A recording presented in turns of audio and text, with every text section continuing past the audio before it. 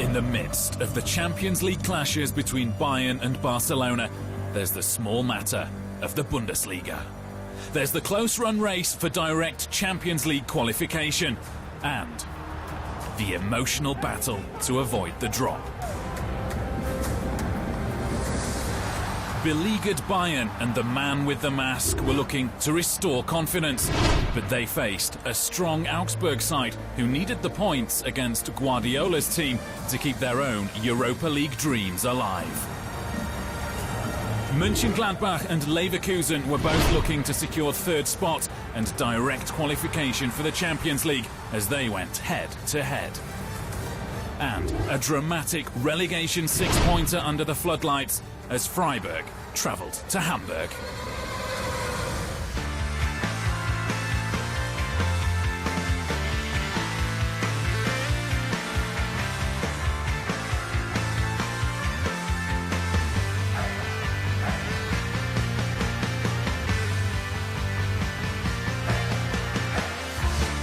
Freiburg in 16th place made the long journey north to face a Hamburg side just 2 places above them in the table for a crunch game in the battle to avoid the drop. Match day 32 got things kicked off with a relegation six-pointer, a scrap for safety, a survival showdown as Bruno Labbadia's Hamburg, riding high under their new head coach with 2 wins in a row for only the second time this season, played host to a Freiburg side without a win in 4. Tension was palpable, but spirits were high, and it was the hosts who carved out the first chance of the game. Olic's flick on at the near post, making for a hairy moment inside the Freiburg penalty area.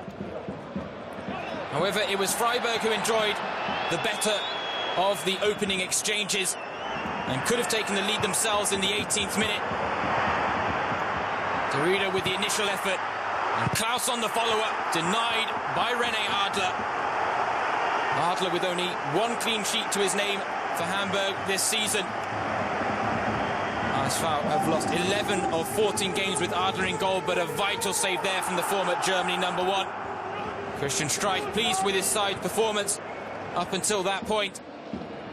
Freiburg had kept Hamburg at arm's length for the most part. 24 minutes played. Almost fell behind as Roman Bürki pulled off an incredible stop to deny Zoltan Stieber's deflected effort.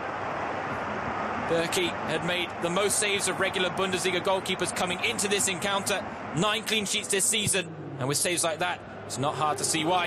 And then the goalkeeper had a hand in the opening goal himself as Admir Mehmedi lashed home from Karim Guede's flick on. The Swiss striker's 3rd of the season, 2nd away from home. Guede setting a new personal best with his 3rd assist of the season. No offside. It's clear to see. It's the 2,500th goal Hamburg have conceded in the Bundesliga, the most of any top-flight side. Labbadia clearly not happy with his side's defending. They push forward Hamburg, looking for a response, and almost found one just before half-time. They thought they had a good shout for a penalty in the 42nd minute. Felix Klaus, the 2nd most fouled player in the Bundesliga, almost giving away a penalty right on the cusp of half-time.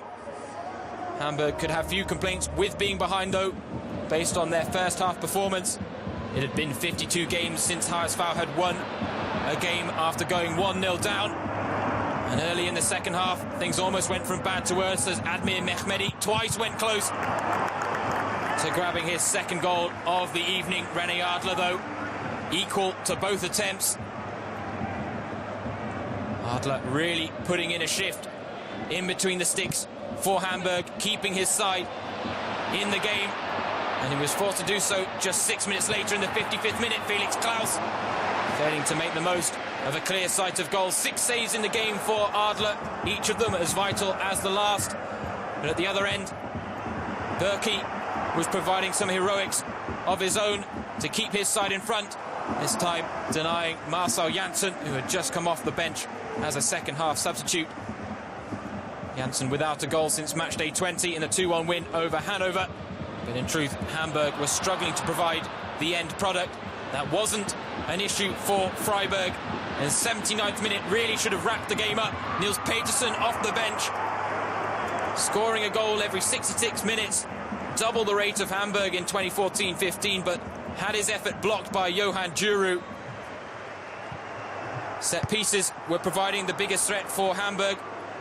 Berkey with 7 saves in the game himself, with Freiburg defending the lead intelligently. However, that all came undone in the 90th minute.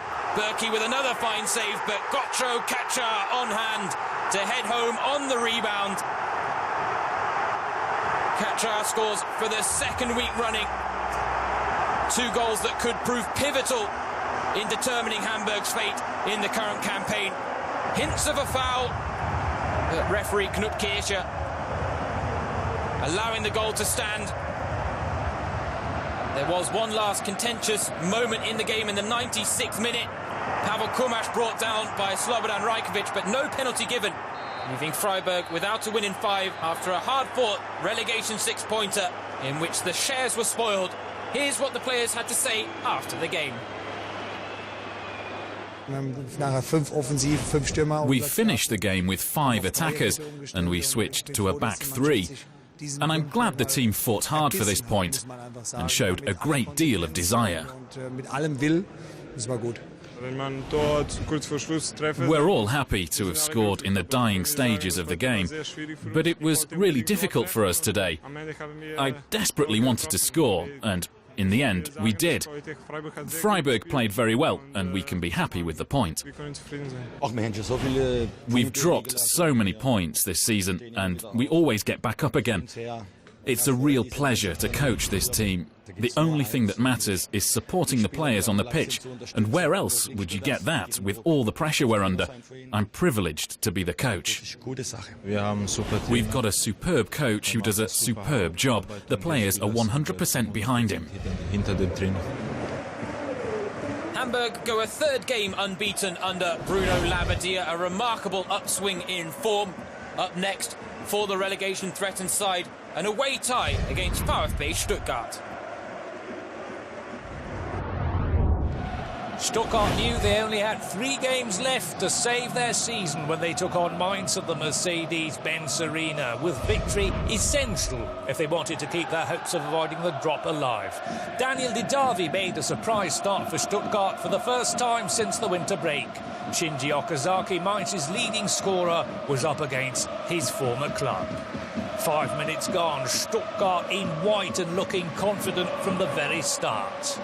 Filip Kostic had plenty of space down the wing. He played it across, and Daniel Didavi with the first opportunity for the home side. Didavi tumbling over the ball. An early fright for Mainz and their goalkeeper, Loris Karius, and Hoop Stevens knew there was no more room for individual errors at the back for Stuttgart, but his side looked really confident. A few minutes later, Didavi once more tried his luck from far out. Loris Karius, though, to the rescue. Stuttgart knew they'd failed to score in front of their own supporters 9 times this season. Could they do it against Mainz? 35 minutes gone, the home side in total control. Didavi then had another chance, and his effort came off the post. What a shot, and that was the 18th time that Mainz was saved by the woodwork this season. Brilliant shot. The keeper would have been beaten. The ensuing corner. Daniel Schwab, the defender, not making the connection he wanted to. Free kick to Stuttgart. Didavi, way off target. Stuttgart last scored from a direct free kick back in 2010. Only a minute later, and a rare chance for Mainz to pressurise Sven Ulreich, but no problem for the Stuttgart keeper, who had a very easy afternoon. And Martin Schmidt, the Mainz coach in charge since February, couldn't have been too impressed with his side's performance till then. 5 minutes before the break, Filip Kostic with a cross. Christian Gentner and Daniel Ginczek queuing up to take shots. at Loris Karius. No goals at half-time and the home supporters quietly confident. 4 minutes into the second half, Stuttgart still looking for that opening goal. The ball played into the box. An opportunity for Gentner. Good defending, though, by Mainz. They made things very difficult for Stuttgart.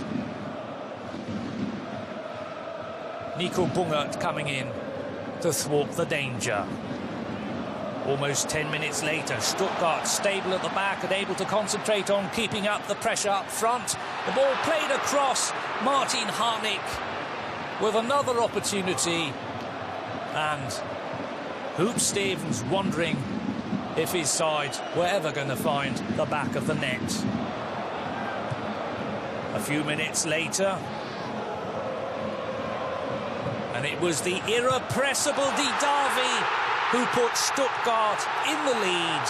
What an effort, 1-0 to the home side. Didavi from far out, and goalkeeper Karius isn't wanting to see this one again. Fine shot, but the keeper had to take the blame.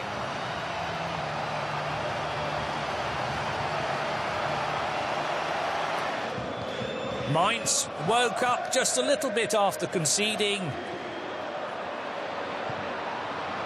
Pablo de Blasis, who'd just come on as a substitute. His effort, though, harmless. Stuttgart piling on the pressure. Harnik laid it back to Kostic, 2-0. And it took Stuttgart till the 78th minute to make sure of the 3 points. Ginczek, Harnik and Kostic combining. Kostic, who made no mistake. A fine finish. 3 minutes from time, and Stuttgart even had a chance to make it 3.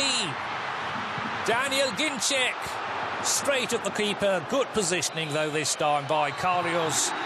Hoop Stevens' side deservedly took the 3 points after a really convincing performance. They now have their fate in their own hands. Stuttgart 2, Mainz 0. Eintracht Frankfurt and their fans knew that a win in this game would steer them away from any kind of problems regarding relegation. Hoffenheim and Markus Gisdol, on the other hand, still in the hunt for a place in the Europa League next season. They came with a very attack-minded starting 11, hoping to cause Frankfurt some problems right from the get-go. As the first quarter of an hour was just about up, the first attack from Frankfurt that was worth seeing involved Haris Seferovic. They've not scored in the 4 games since striker Alex Meyer picked up an injury that will keep him out for the rest of the season. Haris Seferovic just wide with that effort. A free kick from Bastian Oczipka just a few minutes later. Didn't go wide, though, right in the back of the net. In his 110th Bundesliga game, Oczipka got his first ever goal. 413 minutes it had been since Frankfurt had last scored. That one causing the fans reason to get out of their seats. Hoffenheim with no back-to-back wins in the Bundesliga this season. Roberto Firmino attempting to get them back into the game. Markus Gisdol knew his team had to work just a little bit harder to get back into this one, as Frankfurt really started to dominate. 27 minutes gone, and Mark Stendera slipping the ball through to Haris Seferovic to score his 9th goal of the season. An absolute belter with the outside of the left boot. But referee Daniel Siebert and his team possibly not catching the offside position that Seferovic was standing in. The goal stood, and Frankfurt were 2 goals up with 15 minutes still to play in the first half. They pushed their advantage with 10 minutes to go to the break. The first time this season that Timothy Chandler has put the ball in the back of the net.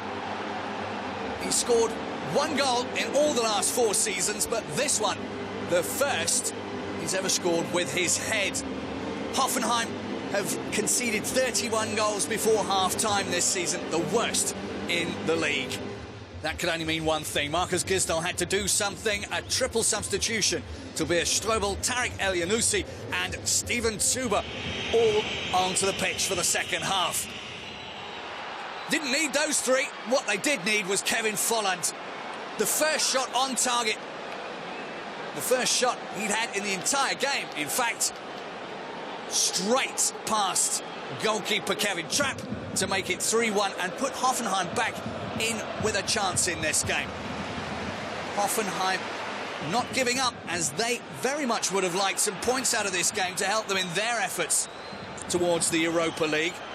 10 home games undefeated for Frankfurt. Kevin Trapp very much responsible for that statistic. Substitution in the second half for Frankfurt. Takashi Inui coming on for Mark Stendera in an attempt to stabilise a bit of a wobbly ship. Frankfurt had looked always likely to go again on the break and make trouble for Hoffenheim. Seferovic providing Inui with the chance to add to their tally, but the Japanese international tangling himself up with just one turn too many. They had the opportunity to wrap things up. Good and proper on 90 minutes. The ball, though, coming back off of the post. Seferovic onside this time, and Baumann getting an all-important hand to it. Frankfurt with a deserved victory. The 233rd Bundesliga win as a coach for Thomas Schaaf. For Hoffenheim, though, that 3-1 loss putting a huge dent in their Europa League ambitions. Frankfurt can look forward to top-flight football next season. After the defeat in Barcelona, Bayern were looking to bounce straight back. But they faced a very tough opponent with European ambitions of their own. It's Bayern against Augsburg. A minor derby between Hanover and Bremen. Two teams looking for points for different reasons. Hanover looking to avoid the drop. Werder Bremen still with hopes of the Europa League. Michael Fronzek, the new man at Hanover, has lost his last 6 home games as a coach previous to this match. Hanover fans expecting big things from their team. Hanover's first effort nearly converted by the hero from their last game, Salif Saneh, who scored the second goal, the equaliser against Wolfsburg, with a beautiful overhead bicycle kick. Unable to get his team off to a great start. Hanover, though, pushing forward very, very firmly in the opening phases. Jimmy Briand, who scored the first of those 2 goals against Wolfsburg last time out, just wide of the target. Hanover missed their captain, Lars Stindl, in that game. He'd been suspended for picking up 5 yellow cards, but the captain made a triumphant return with that effort. 21 minutes gone. He's been involved in 6 of the last 7 goals that Hanover have scored. Only Frankfurt have conceded more than Bremen this season. On the road, it's not been happy reading. 37 conceded in 15 away games. Hanover went close with Christian Schulz on 26 minutes. Ex-Bremen player Schulz just over the bar. Michael Fronzek took his team to a training camp midweek to try and galvanise their resolve. Kiyotaki's corner met by Marcelo. They've won 3 of their last 4 home games against Bremen. Hanover. Viktor Skripnik's team, though, are one of the never-say-die teams in the league. They've come back on more than one occasion and squeezed points out of a game. Their last effort of the half from Clemens Fritz, the captain. 1-0 to the home team, though, at half-time. Bremen on the hour with a corner kick from Zlatko Junuzovic. And the header from Hassani Lukimia over the bar. Bremen with more to offer in the second half, but Hanover enjoying their lead. Saneh's header saved by Koen Casteels. Free kick king Zlatko Junuzovic showed the home team exactly why he's so feared from dead ball situations. His 6th goal of the season, 5 of those goals direct from a free kick. Ron Robert Seela did get a glove on it, but it wasn't enough to keep the ball out. And Bremen deservedly back on level terms. Their second half input rewarded with that effort. Michel Fronsek, quite rightly, angry with the way things were going. His team had let first half domination slip away, and in the second half they only had 3 shots on target. Bremen had the chance to wind things completely up and steal the game out from underneath Hanover. Junuzovic once more very, very close as Viktor Skripnik's team looked to punch through to the Europa League, whilst Hanover would be left struggling down at the bottom of the table. Last effort and last moments of panic from both sides. Panicked shooting and panicked defending. Bremen just unable to get that killer goal. They leave themselves with a 1-1 draw and still in a position to get into the Europa League. Hanover, though, the only professional team in Germany yet to win in 2015. A huge crowd of just under 50,000. Bright sunshine, excellent playing conditions. Everything perfect for the visit of Schalke. Anthony Ujah, would he add to his 10 goals, he's on his way to Bremen. But the Cologne mascot, the GOAT, he's staying.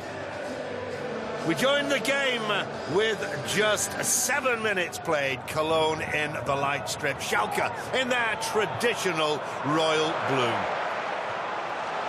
Jonas Hector on the left, and great goalkeeping from Ralf Fährmann, one of the Bundesliga's finest. There was little to choose between the two sides until the 35th minute. A beautiful ball through midfield from Kevin Vogt. There he goes, finds Nagasawa. Nagasawa tests Fährmann. The goalkeeper can only push it out into the path of Marcel Risser. And the Cologne midfielder grabs his 5th goal of the season. A wonderful ball from Vogt. Excellent control from Nagasawa. Fährmann could not do any better. Risser with the simplest of chances. Cologne slightly superior in the dying stages of the first half. Peter Stöger delighted that his side at last got on the score sheet. Risser with his 5th, and Stöger and Schmatke, coach and manager, hoping to keep Cologne in the Bundesliga. 3 points against Schalke would ensure that. And in the second half, Cologne were rampant. Svento, brought on a substitute, should have buried it. A wonderful opportunity that should have produced Cologne's 2nd goal. Only the goalkeeper to beat, and yet the chance went begging. But Cologne were inspired. The crowd were superb, getting behind the home side at every opportunity. That shot coming in from substitute Yannick Gerhardt. There'll be more to see of him later. 9 minutes from the end, a shot from Risser, going for his 2nd goal of the evening, but thwarted by goalkeeper Ralf Fährmann. Schalke hunting a Europa League spot, but Roberto Di Matteo's men not producing quality performances in the second half of the season. The Champions League, that has gone out of reach. Cologne so close to their 2nd goal once again. Schalke knew that defeat against Cologne, that would endanger even their chances of Europa League qualification. But still, Cologne surged forward in the dying stages. Breczko, Risser. Breczko can't take it. A terrible clearance by Neustädter, and the ball is hammered home by Yannick Gerhardt, the super sub. It was party time in the Rhein-Energie Stadium. That was the last bit of action. Once again, Breczko can't get anything on it. The terrible clearance by Neustädter and the finish by Yannick Gerhardt. His first goal of the season. The man played for so long with glandular fever, but making a full recovery. It was party time, even for Anthony Ujah on his way to Bremen. As for Roberto Di Matteo, will Schalke even qualify for the Europa League? A Bavarian derby at the Allianz Arena as confirmed champions Bayern welcomed an Augsburg side who are chasing a place in the Europa League and looking to improve on their dismal recent run of form. Despite their 3-0 defeat to Barcelona in the Champions League semi-final first leg, it was a strong Bayern side to face FC Augsburg on matchday 32. Alongside Robert Lewandowski were World Cup winners Bastian Schweinsteiger, Philipp Lahm, Thomas Müller, and in goal it was Pepe Reina who replaced Manuel Neuer. Well, the two coaches, Pep Guardiola and Marcus Weinziel, very chipper before the match. This was Marcus Weinziel's 100th game in charge in the Bundesliga. Well, Bayern might have sealed the title, but they were under pressure and have been in poor form recently. 3 defeats in all competitions before this game. And just 2 minutes into the match, Royal Bobadilla forced a brilliant save from Pepe Reina. Augsburg was certainly not going to lie down. But in the early stages, these two teams were definitely going toe-to-toe. Mario Götze scored 8 of his 9 Bundesliga goals at home this season, and he went very close to getting another one. Götze, his shot cannoning off the post. Both of those first 2 chances inside the first 10 minutes of the match. Augsburg beat Bayern 1-0 last season in a very similar situation after Bayern had won the title, and 13 minutes into the match they got a penalty. Pepe Reina sent off as well for his challenge on Royal Bobadilla, and Reina became only the 3rd Bayern goalkeeper to have been sent off in the Bundesliga. A clear penalty and a clear red card for the Spaniard. That meant that Manuel Neuer took his familiar position on the pitch, and Pep Guardiola had some rearranging to do early on. The man for penalties at Augsburg is Paul Verhaag. Each of his 5 goals previous to this game had come from the penalty spot, but he couldn't put the visitors into the lead. All he could do, the Augsburg captain, was rattle the aluminium. And Neuer didn't even get a finger to it. Marcus Weinziel knew that you can't waste chances against Bayern. And it was the home side who did get more chances, a man down, but Robert Lewandowski nearly got one on target. He's sporting his face mask due to breaking his nose and jaw against Dortmund in the DFB Cup. It wasn't far away. Well, Bayern certainly had more of the possession, but they weren't necessarily the more dangerous side. Halil Altintop had a beautiful opportunity on 33 minutes. Altintop, who's recently signed a new contract with Augsburg until 2017, though unable to open the scoring. Dante did enough to put him off. As you'd expect, Bayern, despite being down to 10 men, went looking to inflict a blow just before the break. And Lewandowski, the Bundesliga's defending top scorer, was unable to get his 17th of the campaign. And yet again, a player in this match hit the aluminium. So no goals for Pep Guardiola's side at the break, but Oliver Kahn had seen Pepe Reina join him as one of the only 3 Bayern keepers to be sent off in the Bundesliga. Well, early in the second half, Bayern certainly saw more of the ball. Still, the 10 men weren't able to get any closer. A frustrating afternoon for Robert Lewandowski. Tobias Werner was subbed on in the first half, and Pierre-Emile Højbjerg in the second. And it was Højbjerg, who is on loan from Bayern, who set up Werner. It's usually good from this kind of distance. He did force a save from Manuel Neuer. Augsburg really employing counter-attacking tactics at the Allianz Arena. It certainly wasn't a dominant performance from Bayern, and their chances weren't as clear-cut as you'd normally expect them to be. Lewandowski, though, laid it off to Mitchell Weiser. A great save for Marvin Hitz. He wasn't called into action too much in the second half, but great saves whenever he was. Decent hit from the Bayern youngster and an even better save. With 20 minutes to play, though, the extra man and the counter-attacking tactics from Augsburg paid dividends. Højbjerg again involved.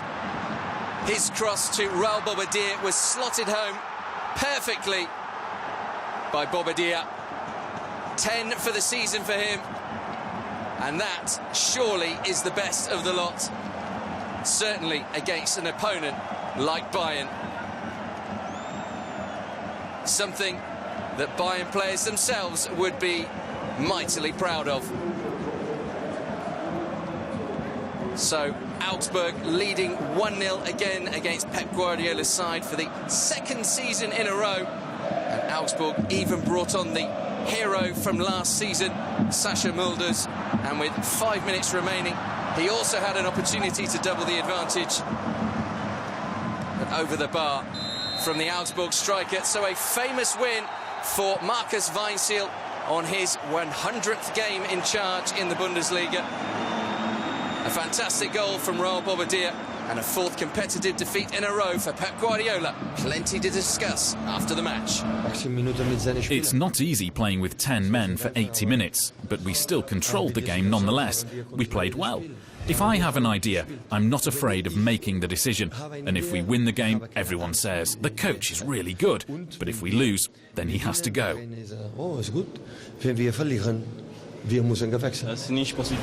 It's a dream come true for me and the team to come away with the 3 points. We came here to get something from the game, and we had real belief in ourselves. We needed to win, and we want to stay up at the top and keep dreaming of Europe. Oben bleiben und natürlich Europa träumen. We didn't play badly.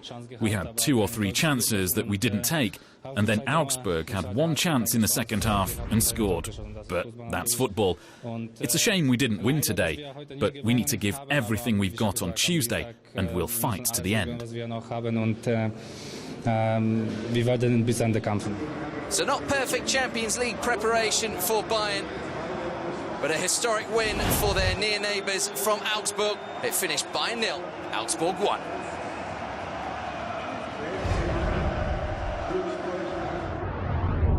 The deciding battle in the race for third. Borussia Mönchengladbach against Bayer Leverkusen. The winner can book their place in the Champions League. The loser will have to go through qualifying.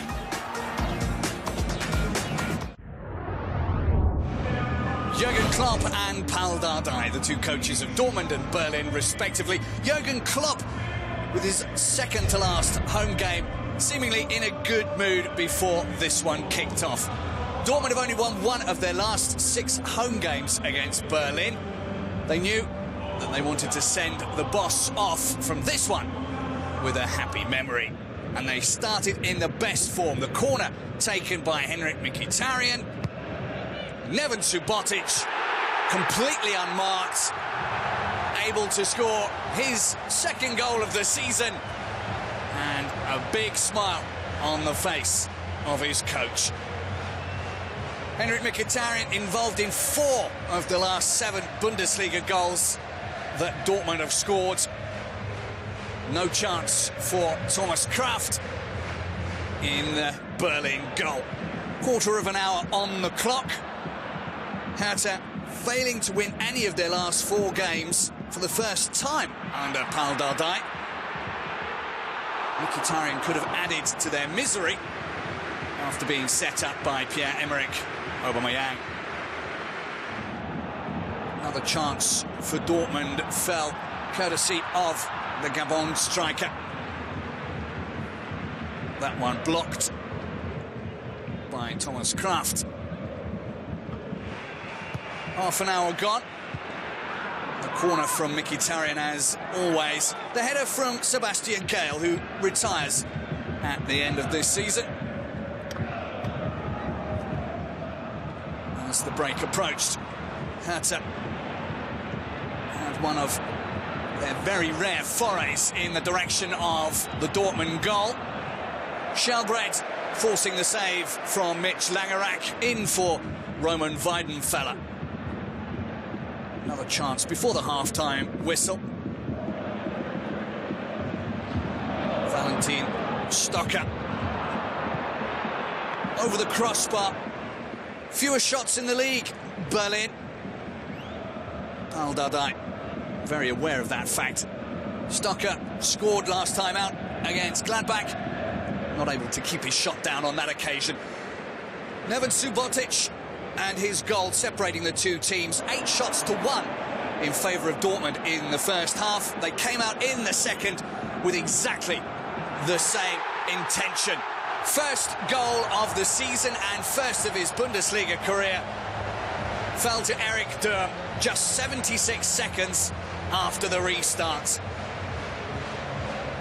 Making the last 3 Dortmund goals all from defenders. Mats Hummels got the single goal at Hoffenheim in their last game, and a big smile from Eric Durm. His 21st shot turning into his very first ever goal for Dortmund in the Bundesliga. Dortmund in control of the game. Shots arriving fast and furiously. İlkay Gündoğan not able to keep his shot down. After their great start to the second half, Dortmund never looked like losing control of the game. Thomas Kraft very nearly gifting Aubameyang a goal. The angle narrowed by Sebastian Langkamp, who got a foot in front of Aubameyang's shot. Such great pace, but a well-timed challenge. One-way traffic for a lot of the second half. Shinji Kagawa very much reinvigorated over recent games, finding his old touch, not on that occasion. Just past the hour mark, the shot well over Thomas Kraft's bar. The defence providing him with a shooting opportunity. Shooting opportunities for Berlin at the other end, though, were few and far between. 2 shots in the entire game. That effort from Genki Haraguchi blocked by Lukas Piszczek. 7 minutes to play. Dortmund looking to put the game to bed. Thomas Kraft keeping them out. But the final score meaning that it's 5 losses from the last 6 games for Berlin. Since Jurgen Klopp's announced he's going, his team's been doing very well. Europa League looks very possible indeed. Back into the relegation fight for Berlin, though. A great afternoon for the Dortmund faithful. 2-0 the final score. The Benteler Arena in Paderborn played host to a clash with meaning on Sunday of matchday 32. Andre Breitenreiter's relegation-threatened side were hovering above the bottom 3 before this match, but they had to take on Kevin De Bruyne, a man who's been involved with more goals than anyone else in the Bundesliga this season. Well, last week, Paderborn's hero was Lukas Rupp. He came off the bench and scored 2 goals, and he also had the first opportunity for Paderborn in this match. Just 12 minutes on the clock. Paderborn perhaps should have taken the lead. Wolfsburg have been on the slide of late, just 2 points from their last 3 games. But they managed to muster a chance just a few moments later.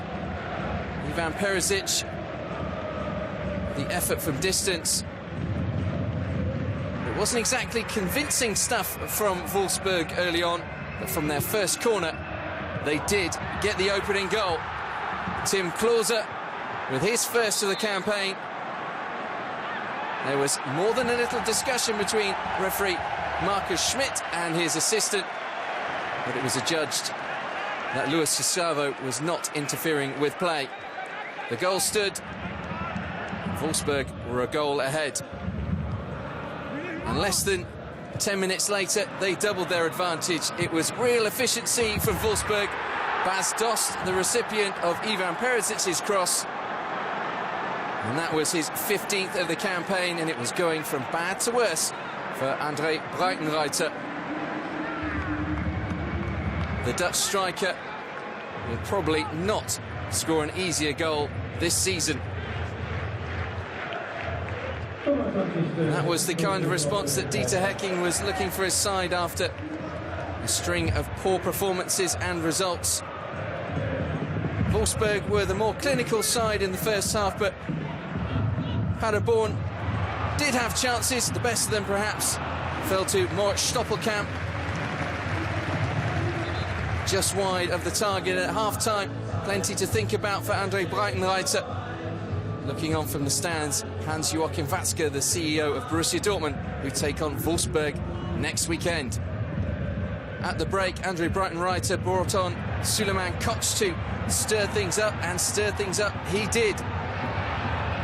It was the substitute who forced this save from Diego Bernalillo 6 minutes into the second half. A little more vim and vigour from Paderborn early in the second period. So hope for Andre Breitenreiter and his team. The performance from Wolfsburg can only be really described as professional. They did go close to adding a third from Naldo. That was with 20 minutes to play, and they did put the game out of reach for Paderborn inside the final 10 minutes. Maximilian Arnold, another second-half substitute with the shot, and it was parried into the path of Bas Dost. He's been the hottest striker in the second half of the season.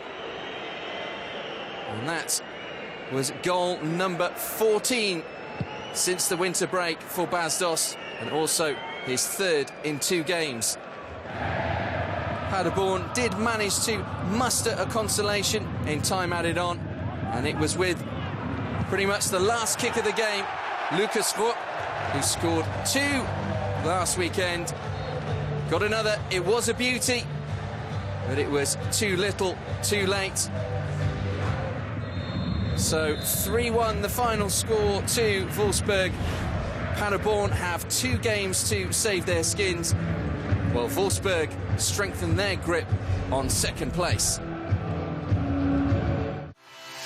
The stakes could hardly have been higher in the Rhineland derby between Borussia Mönchengladbach and Bayer Leverkusen. Both sides looking to seal direct qualification for the Champions League, and both sides in red-hot form recently.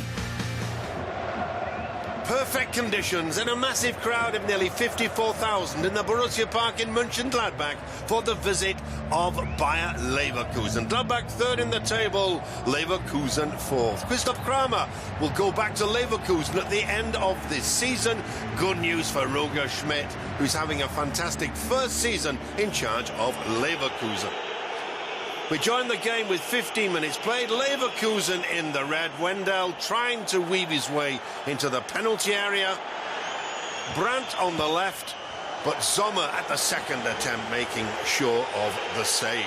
Lucien Favre, he knows that his side haven't beaten Leverkusen since 1989. 22 attempts. But 20 minutes played, and Gladbach showing their danger. Kruse thwarted by a superb save from Bernd Leno. Max Kruse level with Patrick Herrmann on 10 as Gladbach's leading goal scorer. 5 minutes later, good Gladbach pressure and a good shot coming in from Christoph Kramer. There was little to choose between the two sides in the first half. Territorially, though, Leverkusen with their noses just about in front. On 31 minutes, a fine pass from Raphael, and Bernd Leno yet again frustrating Mönchengladbach.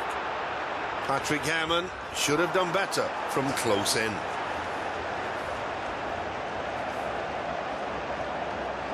Once again, Leno showing his quality. Perhaps at the moment, Leno number 2 in the German goalkeeping hierarchy behind Manuel Neuer. Free kick for Leverkusen, taken by Hakan Çalhanoğlu. The Leverkusen fans thought it was the lead, but the referee's assistant, hawk-eyed, spotted that Kiesling was marginally offside. The goal disallowed. The last chance in the first half fell once again to Leverkusen. Donati brought on a substitute for the injured Hilbert. And a first-time effort from Heung-min Son, once again, South Korean Player of the Year. A fantastic save from Jan Sommer.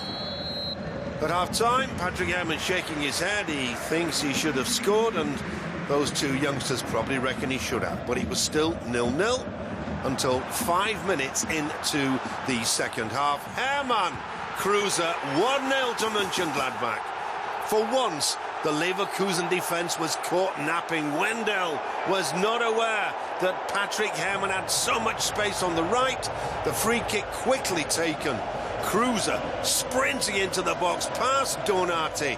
And it was a mere tap-in for Max Kruse. Goal number 11. A beautiful ball and a sure finish. Leverkusen coming forward. Wendell. Kiesling within centimetres of the equaliser. He'd had a rough afternoon, had Stefan Kiesling, and it was no surprise when he was substituted later. A fantastic ball to Herrmann. Raphael in the middle, a carbon copy perhaps of Kruse's goal, but Raphael balloons the ball into the stands. That really could have put Leverkusen on the rack.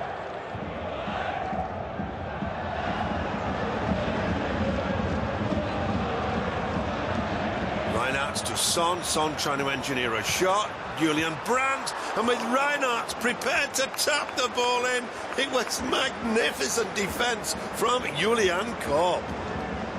Incredible how the fullback managed to tow that one to safety with Reinhardt lurking. And then, with just 9 minutes to go, Mönchengladbach with a free kick. The ball laid back by Raphael, the shot from Kramer, and for once a mistake made by the superb Bernd Leno. He could only push the ball out into the path of Patrick Herrmann. Herrmann with goal number 11. And the game seemingly now beyond Leverkusen.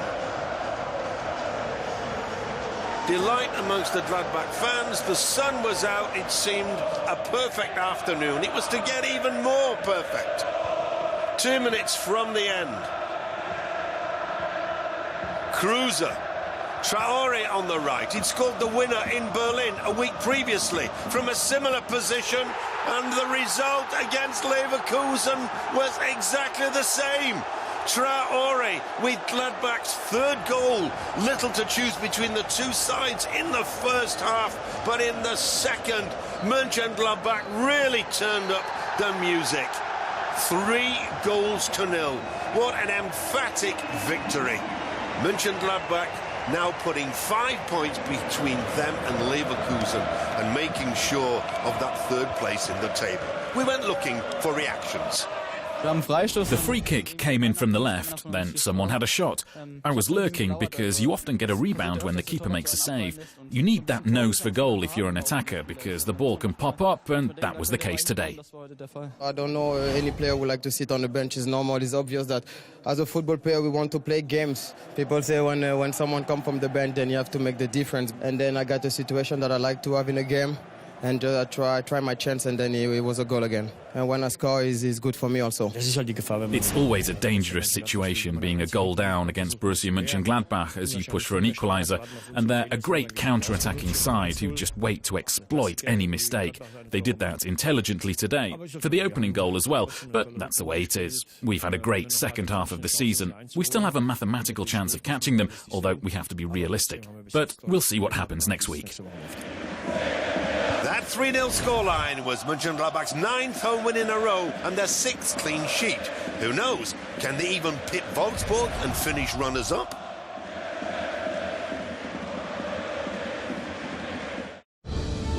Here's here's a look at all the results from matchday 32. In the big relegation six-pointer, Hamburg and Freiburg had to settle for a 1-1 draw. Borussia Dortmund beat Hertha Berlin 2-0 at home. Hanover and Werder Bremen shared the spoils in a 1-1 draw. Eintracht Frankfurt recorded a 3-1 home win over Hoffenheim. Bayern suffered a 1-0 home defeat in the Bavarian derby with Augsburg. Gladbach came out on top in the Champions League showdown with Leverkusen winning 3-0. Stuttgart grabbed a vital 2-0 win over Mainz. Wolfsburg won 3-1 away at Paderborn, and Köln secured their survival with a 2-0 win at home to Schalke.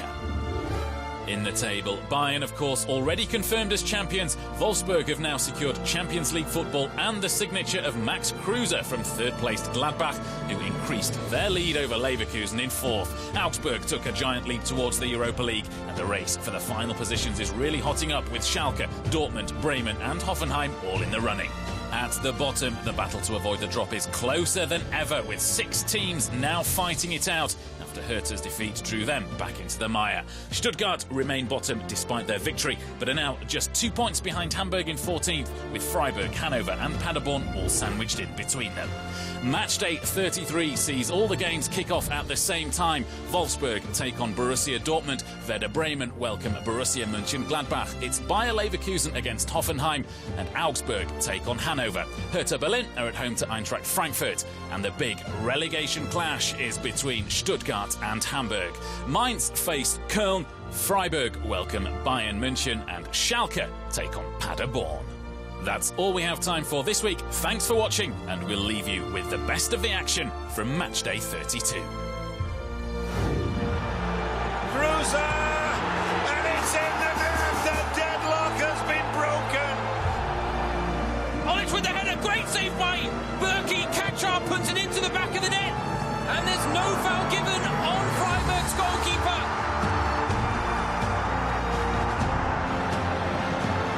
Højbjerg Bobadilla, oh, that's beautiful!